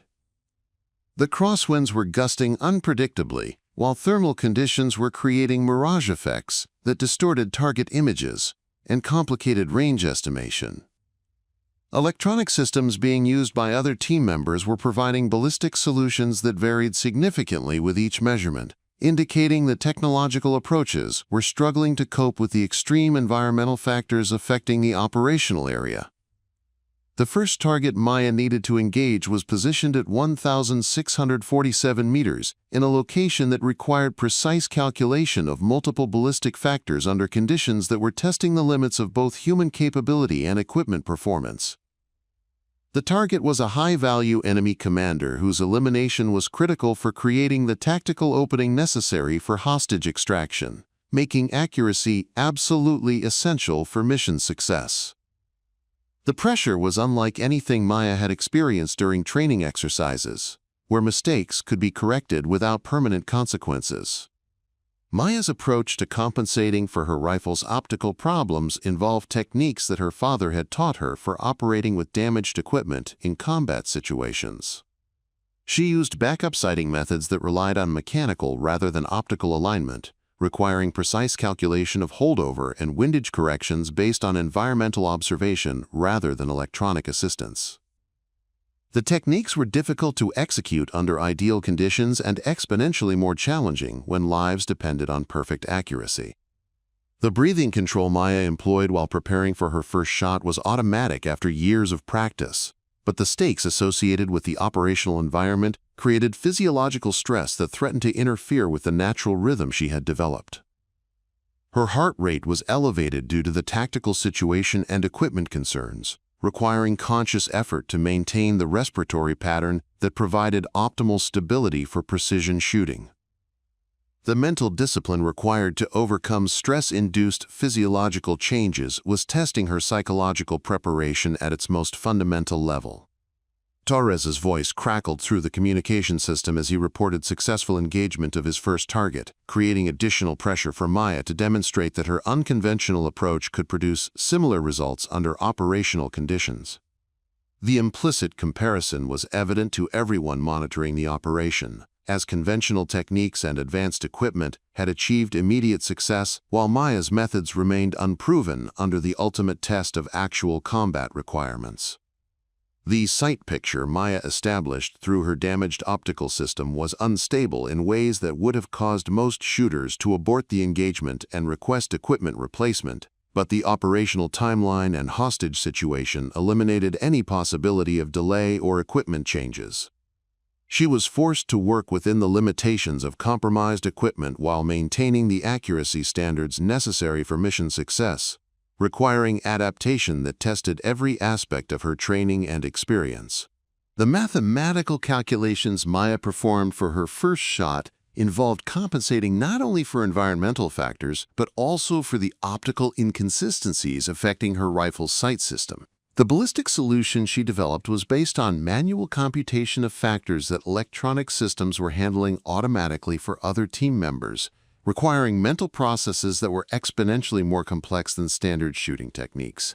The cognitive demands were enormous under conditions where split-second timing could determine mission success or failure. Maya's first shot engagement required perfect execution on the initial attempt, as multiple shots would expose her position to enemy counterfire while potentially alerting hostile forces to the rescue operations timeline. The pressure to achieve immediate accuracy with compromised equipment under extreme environmental conditions represented the ultimate test of everything she had learned from her father's training and her own military experience.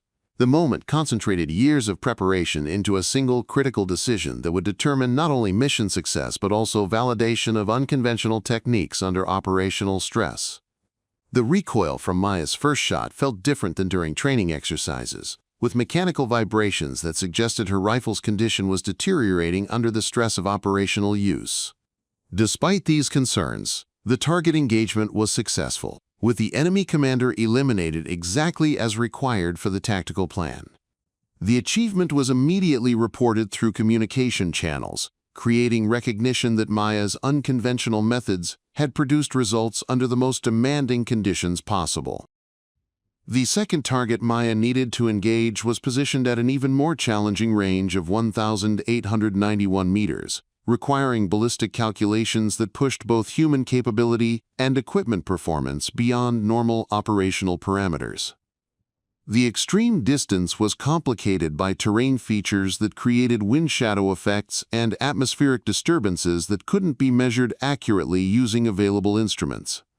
The engagement would require intuitive understanding of ballistic principles that few shooters ever developed, even after years of specialized training. Colonel Hayes's voice came through the communication system acknowledging Maya's successful first engagement while emphasizing the critical importance of her second shot for overall mission success.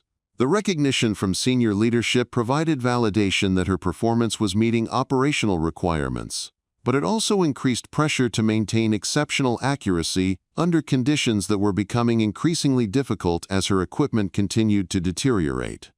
Master Sergeant Reynolds's observation position allowed him to witness Maya's preparation for the second engagement, and his assessment of her technique was evident in the detailed notes he recorded for post-operation analysis. Her ability to achieve precision under such challenging conditions was impressive enough to influence his evaluation of unconventional training methods and their potential applications in future sniper development programs. The environmental conditions affecting Maya's second shot had deteriorated further as atmospheric disturbances increased throughout the morning, creating ballistic challenges that were testing the absolute limits of long-range shooting capability. Wind patterns were shifting unpredictably, while thermal effects were creating visual distortions that made target identification difficult, even with advanced optical systems. The combination of extreme range and adverse conditions created a shooting scenario that would challenge the most experienced marksman using the best available equipment. Maya's calculation process for the second engagement involved mental computation of ballistic factors that would normally require sophisticated electronic assistance to determine accurately. Her ability to perform these calculations manually under operational stress demonstrated mastery of fundamental principles that impressed even skeptical observers who had questioned her methods throughout the training program. The mathematical precision required for success at such extreme range was remarkable under any circumstances, but was particularly impressive given the equipment problems and environmental challenges she was overcoming. The final moments before Maya's second shot created a tension that was evident throughout the operations command structure, as senior leadership recognized that mission success depended on her ability to achieve perfect accuracy under the most challenging conditions any team member would face during the entire rescue operation. The weight of responsibility was enormous, but Maya had learned to convert external pressure into internal focus, using the stress of the moment to sharpen her concentration rather than interfere with her performance. The crack of Maya's second shot echoed across the valley as her bullet traveled nearly 2,000 meters through turbulent atmosphere to find its target with precision that stunned observers who understood the mathematical improbability of such accuracy under the prevailing conditions.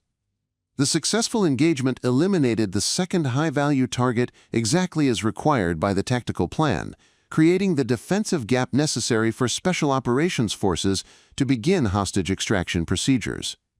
The achievement represented validation of unconventional techniques under the ultimate test of operational requirements, where American lives depended on flawless execution. The silence that followed Maya's second shot was broken by the crackling of radio communications as special operations teams began their rapid assault on the industrial complex, their movements coordinated with precision timing that had been made possible by the elimination of the two most dangerous defensive positions in the enemy's perimeter. The successful neutralization of both high-value targets had created exactly the tactical advantage that mission planners had deemed essential for hostage extraction, validating the operational concept while providing definitive proof of Maya's capabilities under the most demanding conditions military service could present. Colonel Hayes's voice cut through the communication channels with authority that carried across all operational frequencies, her tone reflecting a mixture of professional satisfaction and genuine amazement at the precision demonstrated under circumstances that had challenged every assumption about effective long-range shooting techniques. Outstanding work, Chen. Your engagements were textbook perfect under conditions that would have been impossible for most shooters. Mission success is directly attributable to your exceptional performance with compromised equipment under extreme environmental stress.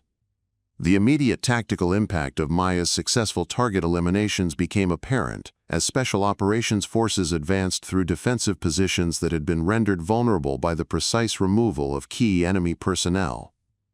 Intelligence reports confirmed that both targets had been high-value commanders whose tactical expertise and communication capabilities were essential for coordinating the complex defensive arrangements that had made hostage rescue operations too risky for conventional approaches. Their elimination had created confusion and communication gaps that special operations teams were exploiting with devastating effectiveness. Master Sergeant Reynolds, whose decades of experience training military snipers had provided him with the background necessary to recognize exceptional performance when he witnessed it, found himself reconsidering fundamental assumptions about effective marksmanship training as he observed Maya's methodical post-engagement procedures. Her ability to achieve perfect accuracy under such challenging conditions using techniques that contradicted established doctrine was forcing him to question whether the program's emphasis on technological solutions and standardized methods was producing graduates with the adaptability and fundamental skills necessary for success in the most demanding operational environments. Torres, whose own successful engagements had been accomplished with significantly less difficulty due to more favorable target positions and environmental conditions, approached Maya's position with an expression that reflected the psychological adjustment required to acknowledge that his months of criticism had been fundamentally misguided. The equipment advantages and conventional techniques he had relied upon throughout the program had proven adequate for standard operational requirements, but Maya's achievement under extreme conditions demonstrated capabilities that exceeded anything his approach could have produced. "I owe you an apology, Chen," Torres said, his voice carrying the weight of recognition that his skepticism had been based on prejudice rather than objective evaluation of capabilities. "What you just accomplished with damaged equipment under those conditions, I've never seen anything like it. I was wrong about your methods, and I was wrong about what really matters when everything is on the line. You've redefined what's possible for long-range precision shooting." The rescue operation's success was confirmed through multiple communication channels, as special operations teams reported successful extraction of all American hostages without casualties, a result that had been made possible by the precise elimination of defensive positions that could have inflicted devastating losses on assault teams. The flawless execution of the rescue mission provided validation not only of Maya's individual performance, but also of the tactical concepts that had guided the entire operation from initial planning through final execution. Captain Rodriguez, whose combat experience with sniper teams had given her the expertise necessary to recognize exceptional marksmanship when she observed it, documented Maya's performance in detailed reports that would influence military training programs for years to come. The accuracy achieved under such challenging conditions represented a benchmark that would be used to evaluate both human potential and equipment capabilities in future operational scenarios, while the techniques Maya had employed would be studied and potentially incorporated into advanced training curricula. The post-operation debriefing session provided Maya with her first opportunity to explain the principles behind her shooting techniques to military leadership, who were genuinely interested in understanding how such exceptional results had been achieved using methods that differed so significantly from established doctrine. Her explanation revealed the depth of knowledge and experience that supported what had appeared to be intuitive shooting ability, demonstrating that her success was based on systematic application of fundamental principles rather than natural talent or favorable circumstances. Maya's description of her father's training methods, and the philosophical approach that emphasized understanding weapons as mechanical systems whose behavior could be predicted and accommodated rather than dominated through technological assistance, resonated with senior officers who recognized the potential applications of such techniques in operational environments where equipment failure and environmental extremes could compromise more conventional approaches. The interest from military leadership represented validation that extended beyond individual recognition to encompass broader questions about effective training methodologies. The technical analysis of Maya's shots conducted using ballistic software and environmental data collected during the operation revealed the mathematical precision required to achieve accuracy at such extreme ranges under the prevailing conditions. The calculations demonstrated that her manual computation of ballistic factors had been more accurate than the electronic systems used by other team members, a result that challenged assumptions about the superiority of technological solutions over human expertise and experience. Colonel Hayes's evaluation of Maya's performance included specific recognition of her ability to adapt to equipment failures and environmental challenges that would have prevented most shooters from completing their assigned missions successfully. The adaptability demonstrated during the operation was identified as a critical capability that distinguished truly exceptional military personnel from those who could only operate effectively under ideal conditions, making Maya's techniques valuable for training programs designed to develop maximum operational effectiveness. The immediate impact of Maya's success on the Advanced Long-Range Marksman program was evident in the revised curriculum that began incorporating elements of her fundamental approach alongside the technological methods that had previously dominated instruction. Master Sergeant Reynolds, whose initial skepticism had given way to professional admiration for capabilities he had rarely encountered during his career, began developing training modules that would teach other candidates to develop similar skills in environmental observation and ballistic calculation. The psychological effect of Maya's operational success on the remaining program candidates was profound, as her achievement under the ultimate test of actual combat conditions had proven that unconventional techniques could not only compete with, but potentially exceed the capabilities provided by advanced technology and standardized training methods. The social isolation and professional skepticism she had experienced throughout the program were replaced by genuine respect and interest in learning from someone who had demonstrated exceptional capabilities when it mattered most. Corporal Martinez, whose curiosity about Maya's techniques had been suppressed by social pressure from Torres and his supporters, approached her after the debriefing session with genuine questions about the principles behind her shooting methods. His interest reflected broader changes in attitude among candidates who recognized that they had witnessed something exceptional that deserved serious study, rather than dismissive criticism based on appearance or conventional assumptions about effective techniques.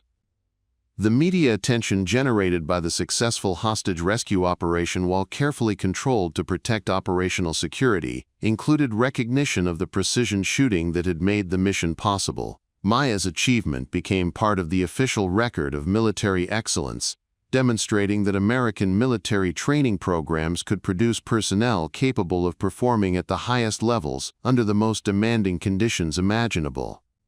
The strategic implications of Maya's performance extended beyond individual recognition to encompass broader questions about military capabilities and the effectiveness of different approaches to developing specialized skills. Her success using fundamental techniques and basic equipment had proven that human expertise could achieve results that sophisticated technology couldn't replicate, a lesson that would influence equipment procurement decisions and training program development for years to come.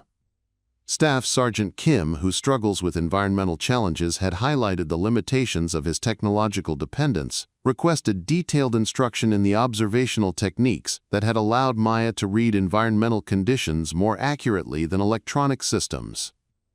His recognition that conventional training had left gaps in his capabilities represented the beginning of broader changes in how military personnel approached the development of fundamental skills. The international recognition of the rescue operation's success included acknowledgement of the precision shooting capabilities that had made such a complex mission feasible, demonstrating to potential adversaries that American military training programs could produce personnel capable of achieving seemingly impossible accuracy under the most challenging conditions.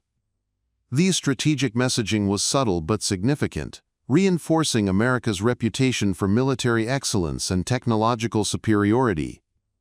Maya's integration into the special operations community following her operational success represented validation that her unconventional background and training methods had earned her a place among the military's most elite personnel.